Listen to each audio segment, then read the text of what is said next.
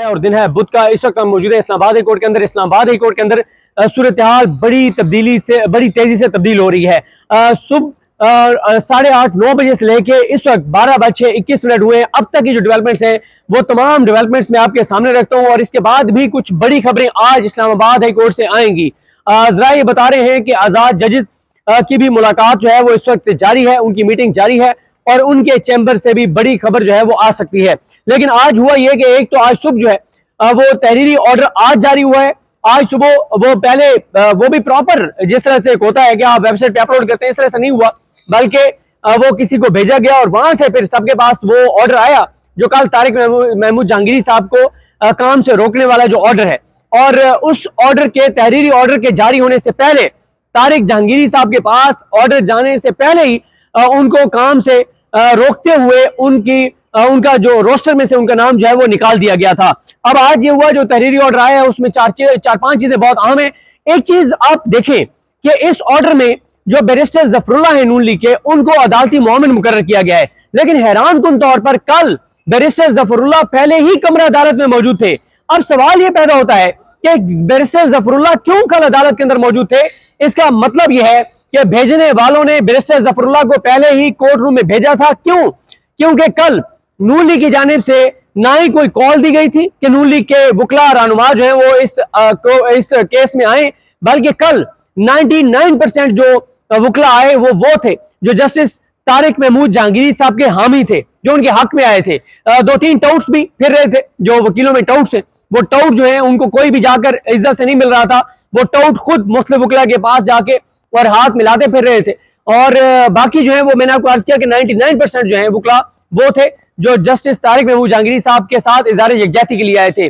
Barrister Zafrullah जब नून league को call नहीं थी, नून लीग के रहनुमा नहीं आए हुए थे, नून लीग का बज़ाहिर कोई इंटरेस्ट नहीं था, बज़ाहिर वैसे तो जाहिर है नून लीग शरीक जुर्म है, जो कुछ किया जा रहा है नून लीग के जरिए किया जा रहा है। नून लीग कल को ये नहीं कह सकती कि हम ये नहीं कर रहे थे, हमारे से करवाया जा रहा था। लेकिन बैरिस्टर जफरुल्लाह कल हैरान कुन तौर पर पहले ही कोर्ट रूम में जो है वो मौजूद थे। दूसरा, इस ऑर्डर में एक बहुत इंपॉर्टेंट चीज ये नजर आई है कि खुद लिख रहे हैं जस्टिस जोगर और जस्टिस आजम खान के एतराजात दूर करके और नंबर लगाया जाए। लेकिन एतराजात दूर करके नंबर आप ऑफिस को भेजते हो, नंबर लगा के दोबारा इसको समात की मुकर्रर करते। अभी इसकी मेंटेनेबिलिटी डिसाइड नहीं हुई, इसकी काबिल समात होने या ना होने का डिसाइड नहीं हुआ। मैंने कल भी आपको बताया था कि जब हाई कोर्ट में या किसी भी अदालत में कोई दरखास्त दायर होती है, कोई रिट दायर होती है, कोई पिटीशन आती है, तो पहले रजिस्ट्रार ऑफिस की मुतलका ब्रांच देखती है कि आया इसके डॉक्यूमेंट्स पूरे हैं, कानूनी तौर पे तो इसमें कोई इशू नहीं है। अगर सारी चीजें क्लियर हो तो फिर नंबर लगाकर और किसी भी कोर्ट में उस केस को लगा दिया जाता है। लेकिन अगर कहीं पे कोई इशू हो तो एतराज लगा दिया जाता है। अब एतराज दो तरह के होते हैं, एक होता है कोई डॉक्यूमेंट नहीं लगा हुआ, कोई और चीज है। तो कई बार ऐसा होता है कि दरखास्त गुजार उन एतराजात को दूर कर देते हैं और रजिस्ट्रार ऑफिस ही उन एतराजात की क्लियरेंस के बाद केस को नंबर लगा देता है और वो किसी अदालत में लगने के लिए प्रोसेस में चला जाता है। लेकिन अगर रजिस्ट्रार ऑफिस एतराजात दूर ना कर रहा हो तो फिर अदालत में उसको चैलेंज किया जाता है कि एतराजात जो लगाए हैं इस ऑफिस ने वो गलत है। फिर जो एक जज बैठ के एडमिनिस्ट्रेटिव अपनी अथॉरिटी इस्तेमाल करते हुए उन एतराजात को देखता है और कहता है कि मैं इन एतराजात को रिमूव कर रहा हूं, अब ये केस नंबर लगाकर और जुडिशियल साइड पे लगा दिया जाए। जज बैठा ओपन कोर्ट में होता है लेकिन वो अपने एडमिनिस्ट्रेटिव इख्तियारात इस्तेमाल कर रहा होता है, वो जुडिशियल पावर इस्तेमाल नहीं कर रहा होता। कल जब जस्टिस जोगर और जस्टिस आजम खान एतराजात को सुन रहे थे तो वो अपनी जुडिशियल पावर इस्तेमाल नहीं कर रहे थे, वो एडमिनिस्ट्रेटिव पावर इस्तेमाल करते हुए एतराजात को देख रहे थे। लेकिन एतराजात के केस में इतना बड़ा फैसला आ जाना यह हैरान कुन है।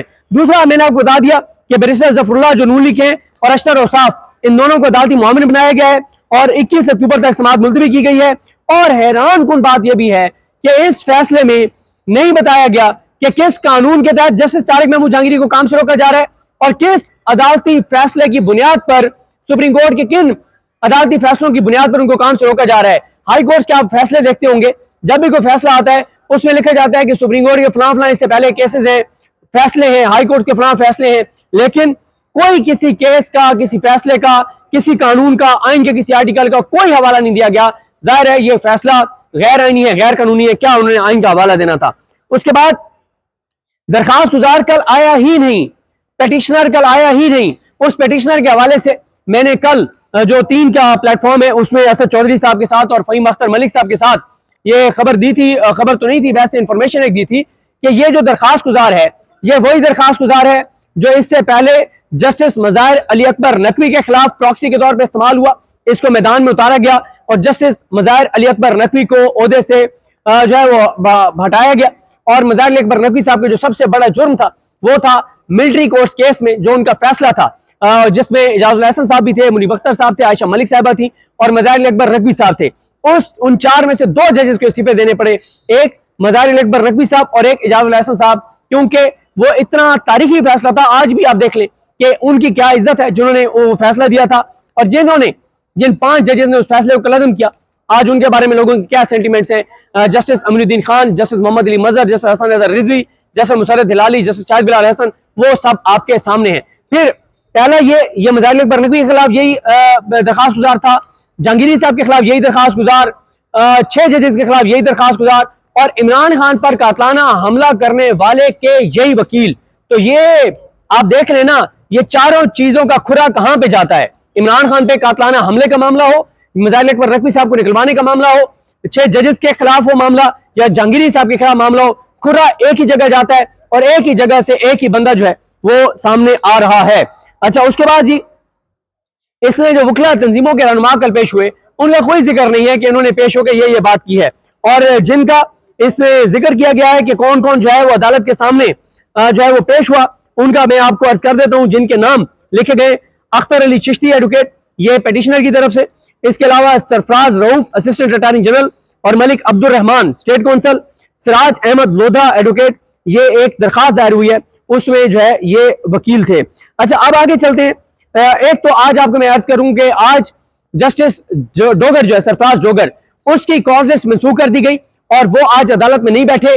उनकी अदालत में लगे हुए तमाम केस जो है उनकी समातें मंसूख कर दी गई है और आज समातें नहीं हुई। मैं आगे ये तरतीब में बताता हूं कि 7 अदालतें आज इस्लामाबाद हाई कोर्ट में, उनमें काम नहीं हुआ 7 अदालतों में। इसके बाद जो आजाद जजेस हैं, ये जहांगीर ये जो हैं आप क्या कहिए इनका डोगर साहब, इनका आपको पता है कि किस कैंप में किधर खड़े हैं, लेकिन जो आजाद जजेस हैं उन पे हम आते हैं। एक तो तारिक महमूद जहांगीरी साहब, वैसे उनसे जुडिशियल पावर्स ले ली गई हैं तो उनकी अदालत बंद थी। उनके बाद जस्टिस बाबर स्टार साहब और सरदार इजाज खान साहब, जिनका पहले ही उनसे जो सिंगल बेंचेस हैं वो खत्म कर दिए गए हैं और उनके जो है एक ही बेंच बना दिया गया दोनों का और टैक्स मैटर्स दे दिए गए ताकि वो बड़े फैसले ना दे सके, आम फैसले ना दे सके, सिर्फ टैक्स के केसेस उनके पास लगाए गए। तो लेकिन आज उनकी भी कॉज लिस्ट मनसूख हो गई और इन दोनों जजेस ने तारिक महमूद जहांगीरी साहब के साथ इदारे यकजहती करते हुए और कुछ और जो चीजें चल रही हैं जो हमें नहीं पता, उनके हवाले से किसी पर खबर आ जाएगी, लेकिन आज ये दोनों जजेस कोर्ट रूम में नहीं आए और इनकी कॉज लिस्ट मनसूख कर दी गई। इसके बाद जस्टिस समन रिफत इम्तियाज साहबा, वो भी आज अपने कोर्ट रूम में नहीं आई, उनकी भी कॉज लिस्ट मनसूख कर दी गई। इसके अलावा जस्टिस अरबाब मोहम्मद ताहिर, वो पहले ही छुट्टी पे जा चुके हैं क्योंकि आज का दिन बड़ा अहम है एक और हवाले से भी, क्योंकि आज 17 सितंबर को उस कमेटी ने हेयरिंग करनी है जो कमेटी बनाई थी समन रिफत इम्तियाज साहबा ने, जिसमें समन रिफत इम्तियाज साहबा हैं, खुद हैं और सरदार इजाज खान साहब हैं और तीसरे जो है वो अरबाब मोहम्मद ताहिर साहब हैं। इन तीनों ने आज जस्टिस डोगर ने जो हैरेस किया ईमान मजारी को और ईमान मजारी ने जो एप्लीकेशन दी उस पर इस कमेटी ने आज बैठना था, लेकिन जस्टिस अरबाब मोहम्मद ताहिर वो छुट्टी पे चले गए और साथ ही समन रिफत इम्तियाज साहब को हटा के और उस अथॉरिटी का जो यहाँ पे जिम्मेदारी दे दी गई वो दे दी गई जस्टिस नाम अमीन मिनाज को। एक हैरासमेंट के मुलजिम की जानिब से सरफराज डोगर जो मुलजिम है हैरासमेंट केस का, उसने अपने इख्तियारात का नाजायज इस्तेमाल करते हुए, भाई आप इस्तेमाल कर ही नहीं सकते, आप मुलजिम है, और आपने समन रिफत इम्तियाज साहब को हटा के और इनाम अमीन मिनाज को लगा दिया। इसके अलावा खादिम सोमरो जो है वो भी छुट्टी पे बताया जा रहा है, वो बीमार है। यानी इस तरह से इस्लामाबाद हाई कोर्ट के आज 7 जजेस कोर्ट रूम में मौजूद नहीं थे, 7 जजेस ने काम नहीं किया। और मौजूद कौन कौन थे? मोहसिन अख्तर कैनी साहब ने कैसे सुने, उनकी अदालत में जो चीजें हुई वो मैं अगली वीडियो में आपको बताऊंगा क्या क्या हुआ।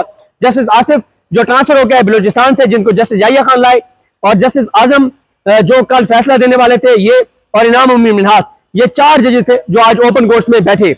इसके अलावा जी एक और बड़ी डेवलपमेंट हुई है, जहांगीर जदून साहब जो है साबिक एडवोकेट जनरल इस्लामाबाद, उन्होंने एक एप्लीकेशन दी है जिसमें उन्होंने कहा है कि क्योंकि मीडिया पे रिपोर्ट कुछ और हुआ, ओपन कोर्ट में कुछ और हुआ, वकला को जस्टिस डोगर ने कुछ और बताया, लेकिन बाद में जस्टिस डोगर ने जो तहरीरी ऑर्डर जारी किया वो कुछ और है, तो उन्होंने कमरा अदालत में लगे हुए कैमरों की वीडियो और ऑडियो, वो दोनों चीजें मांगी हैं ताकि पता चल सके कि जो ऑर्डर जस्टिस जोगर ने कोर्ट रूम में लिखवाया था वो क्या था और रिटन ऑर्डर क्या आया। क्योंकि जो कोर्ट रूम में उन्होंने कहा था कि जब तक सुप्रीम जुडिशियल काउंसिल में मामला पेंडिंग है तब तक ये केस यहां पर पेंडिंग रहेगा।